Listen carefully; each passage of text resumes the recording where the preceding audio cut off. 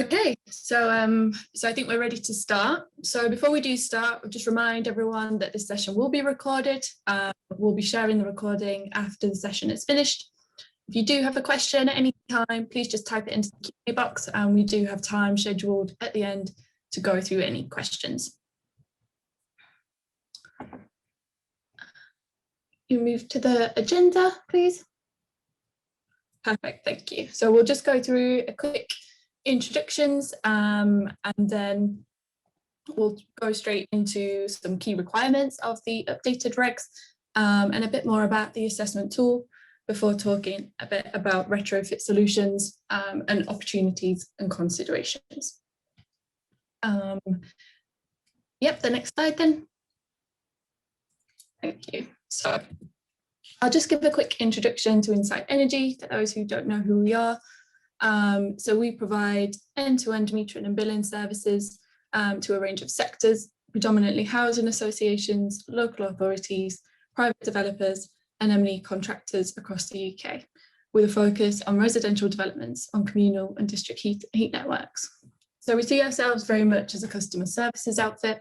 We're really proud of our 4.7 star Trustpilot rating, which is a great testament to our dedicated customer services hub in Peterborough. And this level of service has led to the development of a great customer and client base. So we cover over 50 clients and over 30,000 homes across 200 UK heat network schemes. So as well as providing equipment and billing services, we also provide support with regulatory and compliance requirements. And we've got significant experience in tailoring solutions to meet the needs of each scheme, including through metering retrofits. So hopefully that gives a bit of a background to help understand why we're here today to talk about the updated regs and associated solutions for our heat network portfolio across the UK. And Casey's just going to give an introduction to Guru Systems. Cool. Hi, everybody.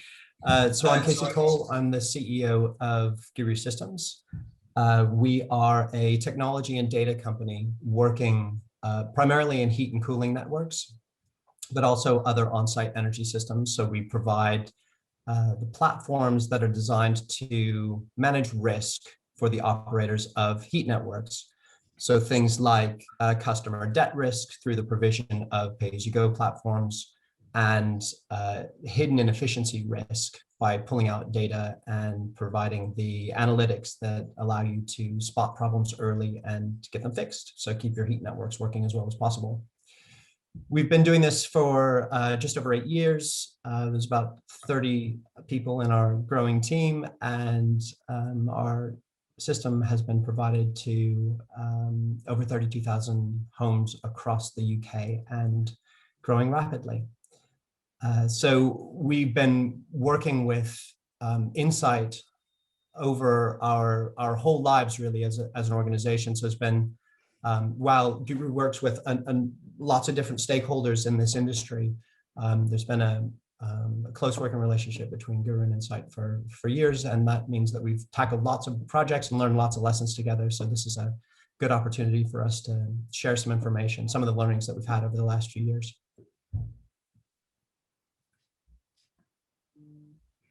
Okay, back to me. So if you're here today, you've probably at least heard that there's been some updates to the heat network metering and billing regs. The aim of the regulations is to increase fairness and transparency for end users and drive energy efficiency savings, so ultimately resulting in reduced costs and reduced emissions. So to keep it simple, you've probably read loads about it, seen loads of different things. But following the updates last year, there are 2 key milestones to be aware of if you are a heat supplier. So by November 2021, all heat suppliers must have reviewed their building stock and sorted all the buildings into 3 classes of viable, open and exempt. So I'll go through that in a bit more detail on the next slide, but there are tools available to support with that have been provided by OPSS on behalf of BEIS. And then building on the results of that step number 1, by September 2022, heat metering devices must be installed in all buildings that are classified as viable, as well as any that have been assessed within the open category that also fall into the viable category. So these are the two immediate steps and the two milestones associated with the updates to the regulations, and they will be built into the ongoing requirement to review and report on your portfolio every 4 years to BASE.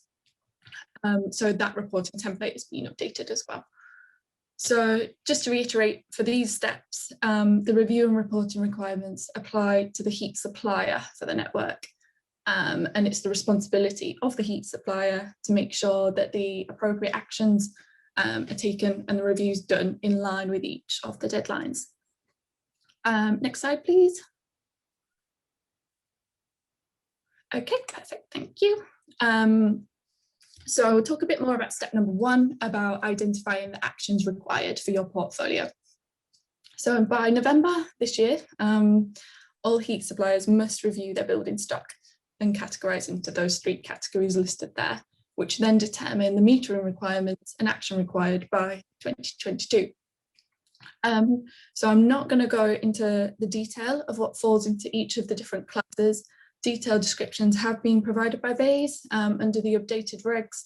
And if you do want more information on that, more than happy to talk through. So please do get in touch with us or take a look on the OPSS website.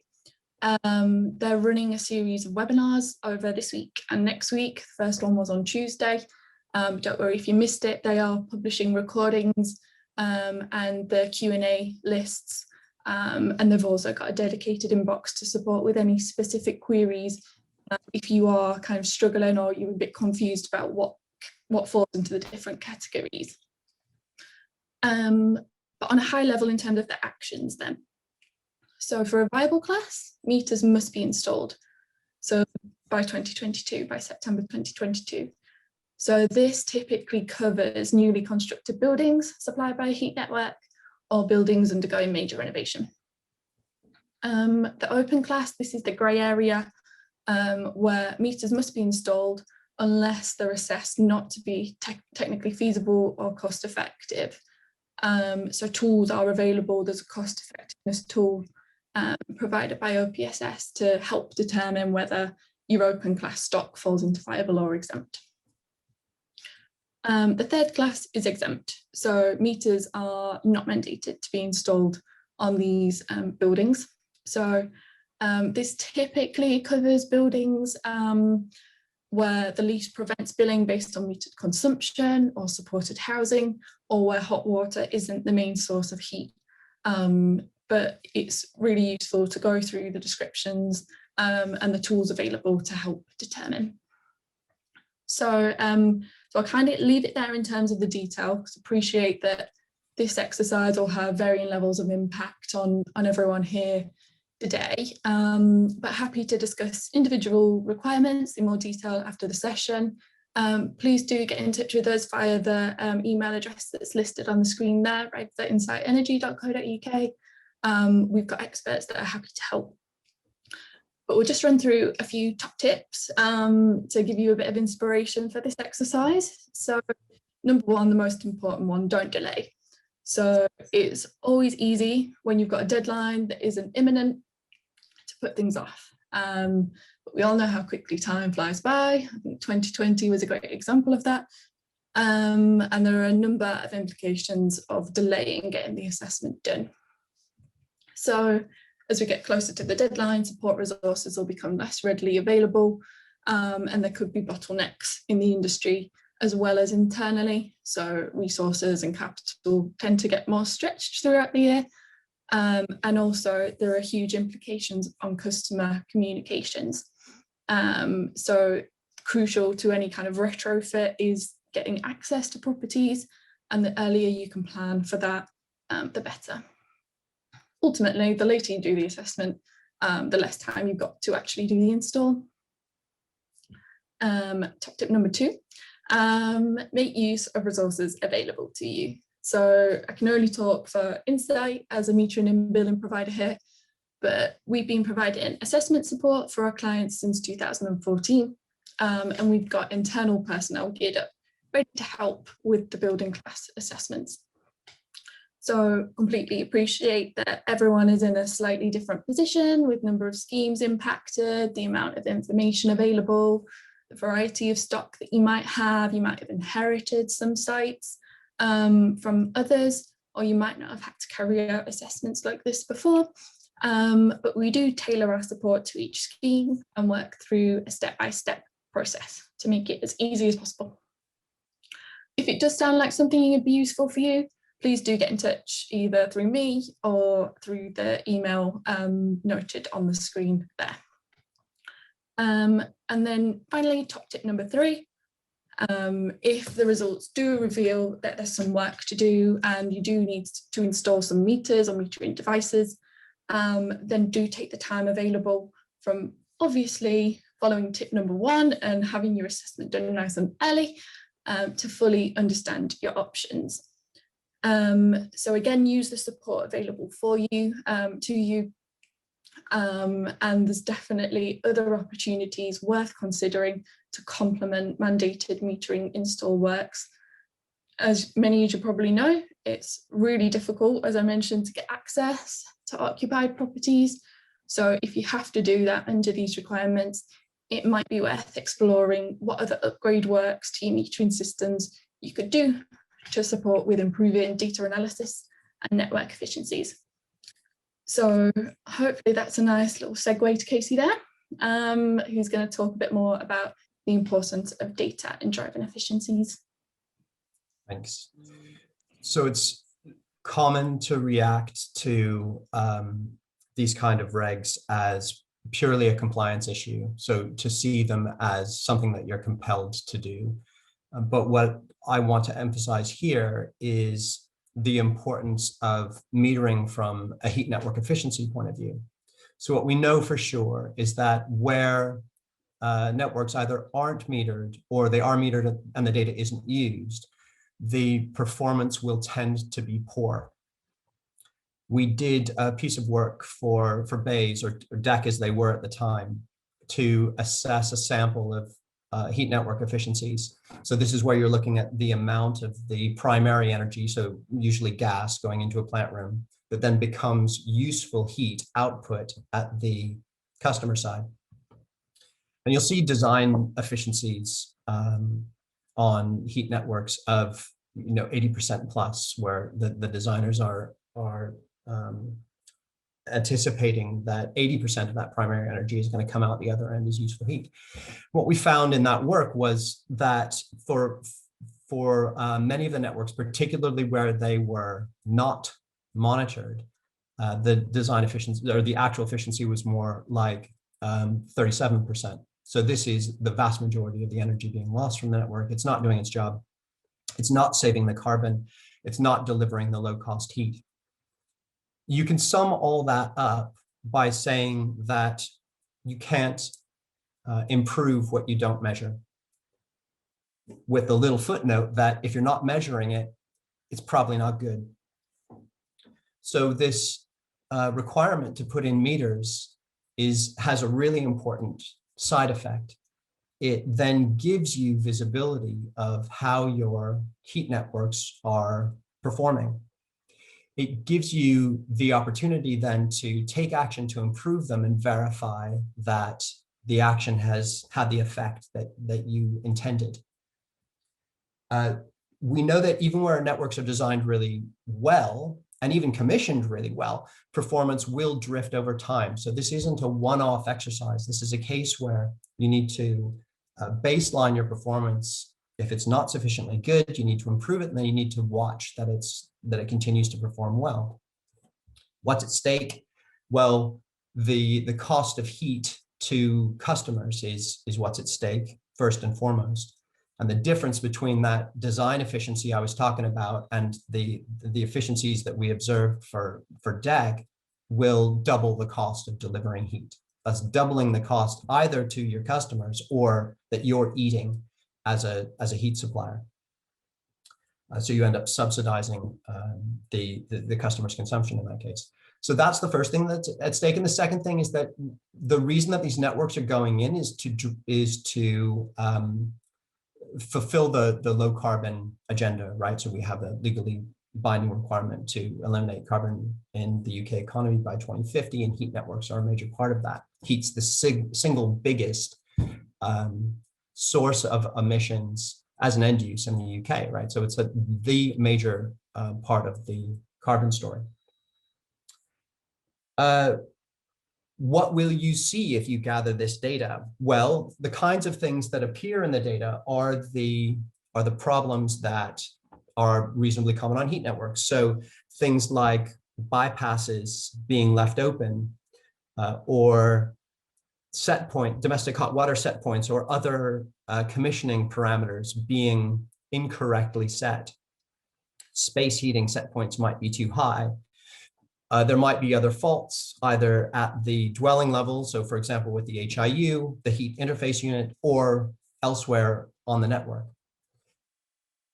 We tend to see that it's the end dwellings that most influence overall heat network performance.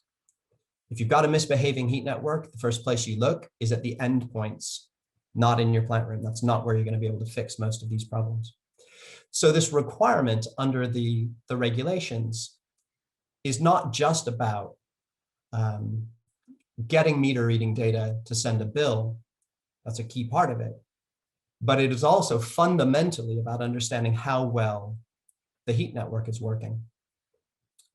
So we're going to give an example shortly of the use of data to assess heat network performance on a retrofit project.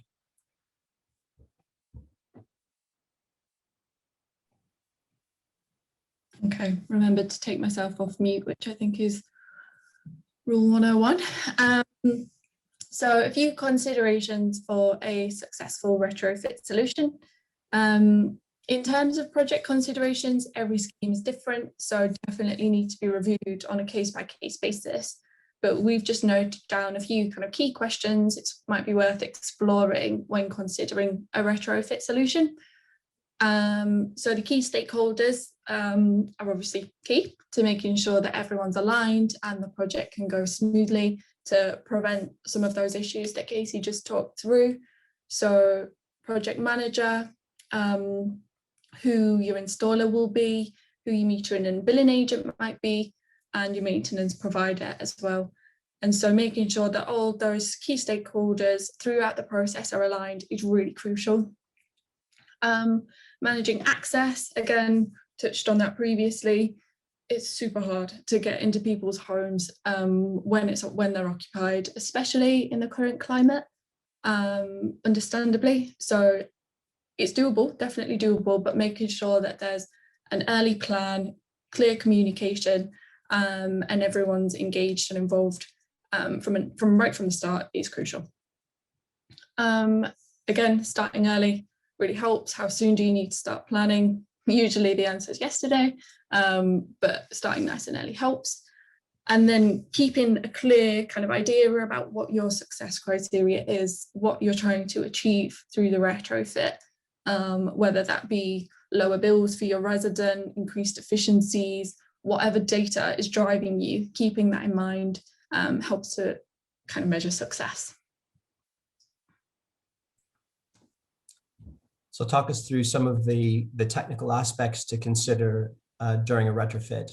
So a key one is wireless or wired. On a retrofit job, usually running cabling through an existing block is really hard. It's quite pricey, much pricier than if it's put in at the time of constructing the block in the first place. So you need to think about that.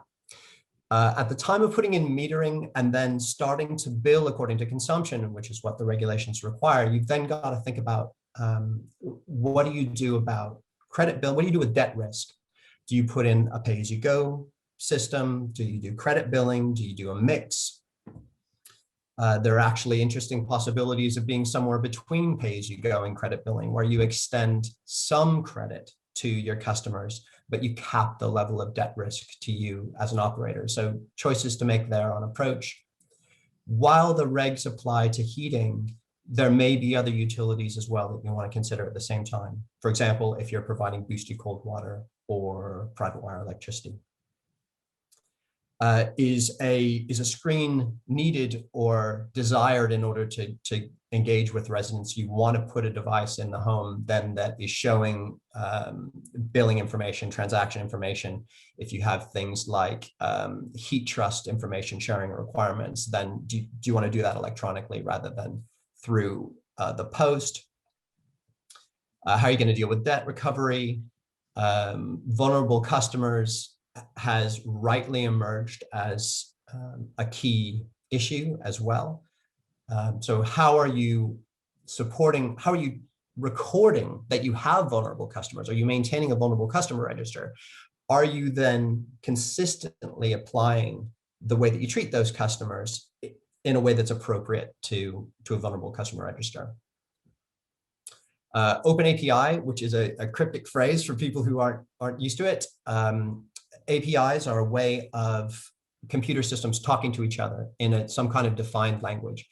And when you say open API, then usually what you mean is that the rules for that interaction are clear, they're published publicly. So if you've got billing systems talking to monitoring systems or pay-as-you-go systems, are the rules for that interaction documented, or are the people who supply those systems keeping them close to their chest? And obviously you want to be aiming for the former and not the latter. And then last, but possibly first, data for network performance too. So you want to be thinking about not just the number of kilowatt hours of heat that are being consumed by your customers, but also the technical performance data that comes from these meters. So you're going to put a heat meter in a dwelling, and the regs say that you're pulling out kilowatt hour counts for billing in line with consumption. But that meter knows really important technical performance data, like flow and return temperatures and flow rates, cumulative volumes, instantaneous load. All of these things are inside that meter. If you can just get it out, it then gives you a much fuller picture of how the network's working, and if something's going wrong, what is it? That's the other job that this heat meter is doing for you. So those are some of the technical things to think about.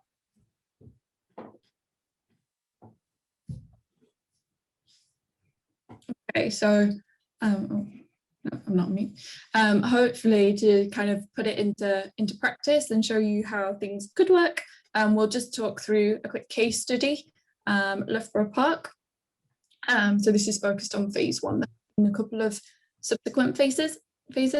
So Loughborough Park was originally a development of 390 flats built in 1938. And before the redevelopment, it failed to meet the government's decent home standard, which set the minimum criteria for properties in terms of heating, insulation requirements, and that kind of thing. So in 2010, a planning application was submitted to demolish these flats and instead build 525 new residential units. And these new homes were going to be heated by a communal heat network. So phase one of the development involved the demolition of 98 dwellings within 5 of the buildings and the construction of 116 new resi units. And the project, in summary, was a huge success for residents. They got high quality new homes, a new community centre, and effectively got great new heating system as well. So in 2017, Guru and Insight worked together to install Guru hubs across the site. As Casey said, we've worked together previously, so this is just one example of where we've done so. And as the flats were already occupied, it was crucial that the project was managed with minimal disruption to residents. By conducting the necessary site surveys ahead of setting up the wireless mesh network, Guru supported with a desktop survey of the site using the site drawings provided by the Guinness Partnership. And then after the kind of desktop survey had been done, went to site with Guru hardware to test the radio signals across the site. By doing this, no intrusive works, the team then were able to confirm the position of where the Guru hubs and the gateways and the repeaters needed to be to make sure that everything could be set up. So you can see on the screen there's the annotated drawing showing how that was done. Insight were then responsible for the installation process of the Guru hubs, the prepayment valves, and also the commissioning of the new hardware. We also supported, installed the supporting infrastructure, the networking equipment, the power cables, everything you need to make the system work. And we then took on the metering and billing services for the site, which we now provide on an ongoing basis. There's our next slide. Okay, so just a little bit of talking about the data.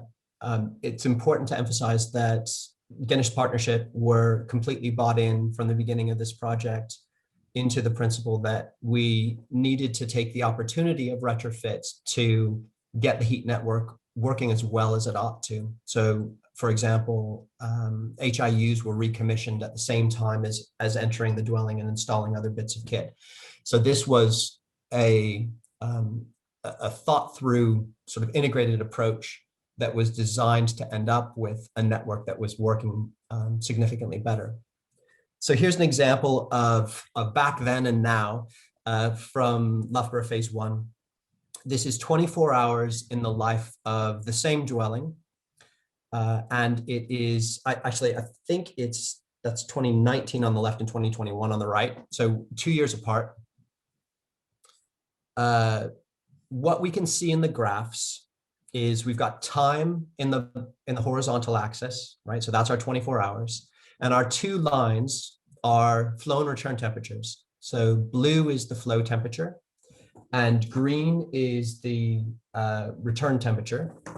And what we want to see from these dwellings is when there is demand, so when we see a spike, we want the return temperatures to come back nice and low, right? So when there's space heating, for example, or domestic hot water load, we want to see our return temperatures coming back nice and cool. And that means that that hot water that's come from the plant room, we've taken all that thermal energy out of that hot water and we've sent it back nice and cool to be heated up again and do another loop through the network. We don't want to move that water around needlessly because it's just going to lose heat through the pipework and it's going to cost us a bunch of money in pumping energy. So we want to see nice low return temperatures in general. And that's what we see. So on this graph on the left, you can see that in general, it is operating at, standing by at sort of 60-40. So when it's not doing anything else, that blue line is sitting at about 60 degrees and the return temperature is sitting at about 40. When there is demand, so we see that first spike on the left-hand side, that's domestic hot water.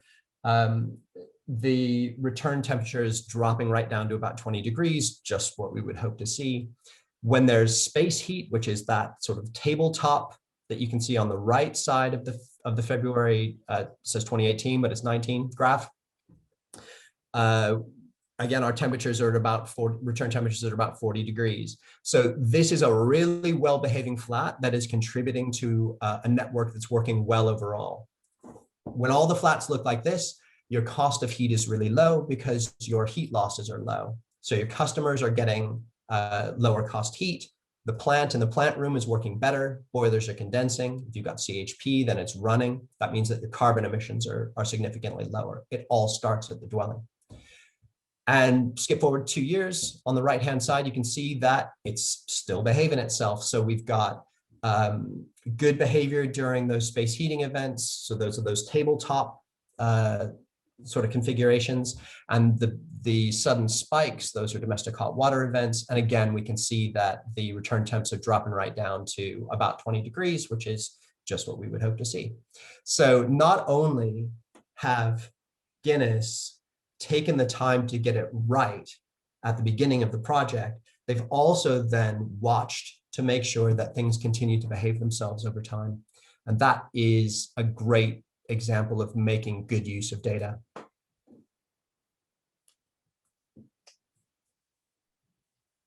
That's us. So I don't think there have been any questions, which is fine. If you do have any specific questions that you want to ask either of us, or there's more information you'd like about any of the aspects we've covered today, then please do get in touch. Our contact details are on the screen there. Just to reiterate from the in-class side of things, if you are interested in that, if you're still a bit unsure about whether it affects you, how it affects you, would definitely recommend taking a look at the OPSS website. On the BEIS website, there's links to both from each other, to have a look at the webinars that they're doing, and also the Q&A documents on all things building class and reporting. If you do have a question, please do enter it into the Q&A box. We'll be here for another kind of 10 minutes. We can stick around, but if you don't have any other questions, that's absolutely fine. If you do have any feedback for us, if there's anything that was really interesting that you would like to hear more about, please do let us know. We're really interested to hear what's useful and what isn't useful. We won't take it personally. But thank you for your time. Casey, I don't know if you've got anything else to add? We've got somebody with a hand up, I think, but they haven't put the question in the what happens to the electricity which is being generated by CHP plant? So most commonly, it would be used connected to landlord supply. I think that most of the CHPs that we see on sites like Loughborough are sized not to export, not least because the power purchase agreements are disproportionate usually to the scale of CHP that's put into sites like this. So on small London sites, you would generally see things sized to landlord supply and therefore not exporting. Does that help?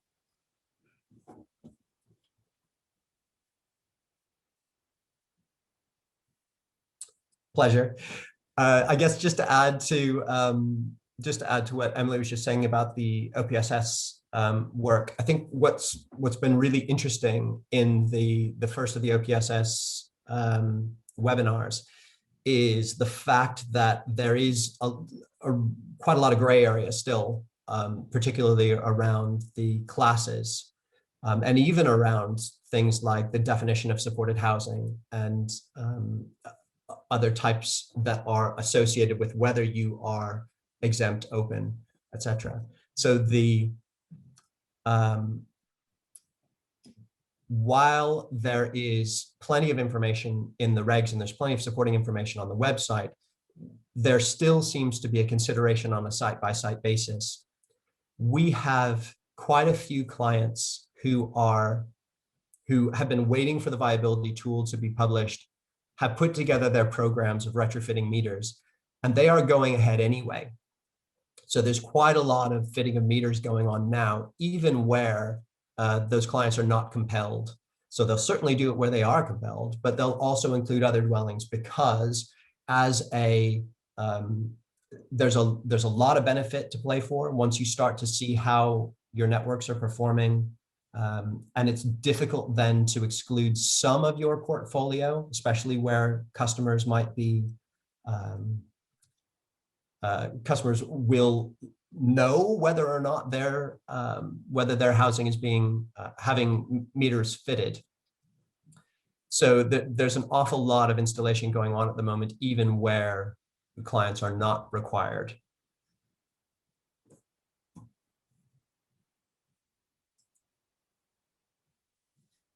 Anything else from anybody?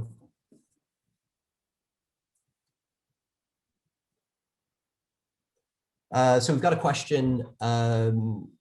My experience, says the asker, my experience is that these networks are costing flat owners more in cash terms than if the flat had an individual boiler. Costs of 100 are very common.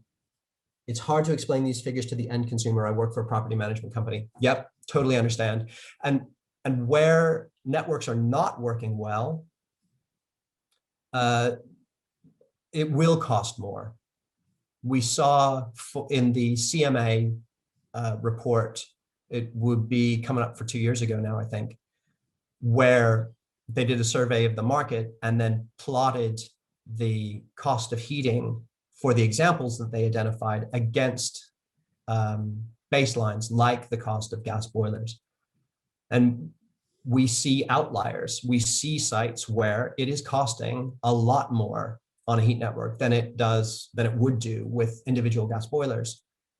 However, on average, the mean was about £100 less per year for customers on heat networks than it would be with a gas boiler. So as a whole, heat networks deliver better value. However, there are plenty of examples where that's not happening and it needs to.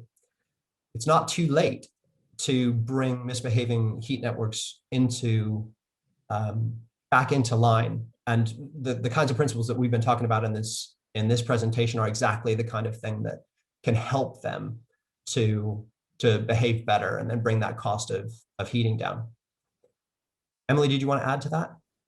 Yeah, no, I agree with everything you say. I think there are two elements to the difference between heat network costs versus individual gas boilers, that actually the heat network cost is a bundled cost, and a lot of people struggle to kind of get their head around the fact that it does include for the maintenance, the replacement, the repair of the system as well, whereas obviously with an individual gas boiler, for example, you would be responsible for the replacement of that every however many years.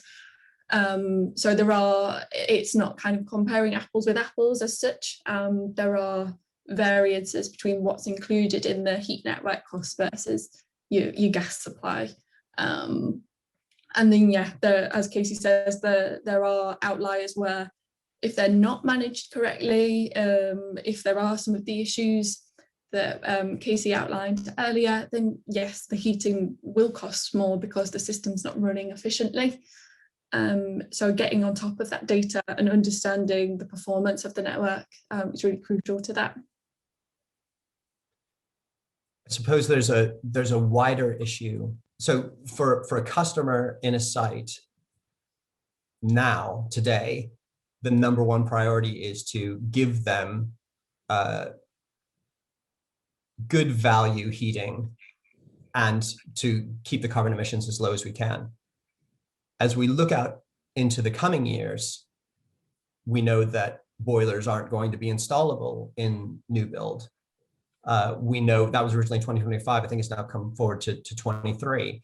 We have got the counterfactual, the what are we comparing against is changing, because it will no longer be okay to be putting in gas boilers anymore. Eventually that will filter through into retrofit as well. So that we have to do the best we can now, and we know that heat networks can deliver lower cost heat relative to gas boilers. But we also have to keep in mind that as we're looking forward, the baseline is changing, and decarbonization, certainly going to zero carbon, is not without cost. The question is, how does that cost get borne? Does that just get passed through to residents, or is there are there other means of socializing that cost that ought to be used?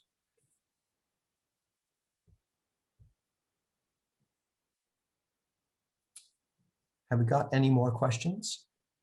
I don't think any more have come through. I think we've still got a pretty big crowd, so everyone is poised. If you've still got a question, please feel free to ask it. We've got a hard stop at 10:45, but please feel free to ask if you've got a burning issue.